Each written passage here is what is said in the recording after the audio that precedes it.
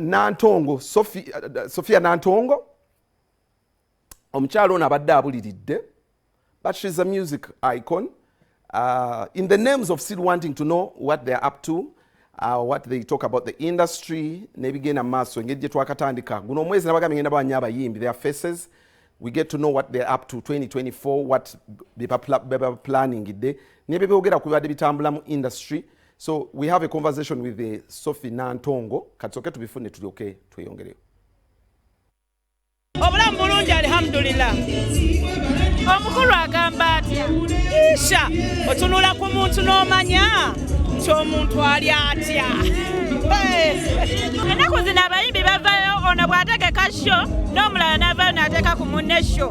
Ebiseera biri nga si bwe kyali. Olowooza ki ekibula music wakati? Demand yeeyongera abantu baagala otulaba. Gw'oba okimbuuza wano. Bwe mbawa oluyimba lumu nti otusedde ne shows bwebito. So kyova olaba nti buli ategeka abantu bajja. Senga abantu babadde bakoowu tebandise. Ennaku zino entalo zaafuuka entalo mu industry. Anti kati music business. Kati buli awali business wabaawo entalo. Entegeke nezitali ntegeke. Ebyo babisuubire. Okwawa muwuma mu federation. Nze Sofi Nantongo omuyimbi. For now. Tulina ssente ze tuwulira ezigenda okufuluma.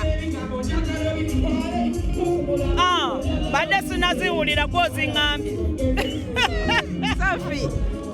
Sipidi ng'otwala nnene ssente toziwulirangako zino. Sooka ombuulire zigenda kujja. Kale gw'omanyi otya nga nze simanyi. Ati kyenvudde kubuuza ogwawe watuufu. Kirabika z'abalondemu. Senga zibadde z'abayimbi, ffenna twandibadde tumanyi. Ssente ezo bwe zinaabeera nga z'abayimbi, nga za industry.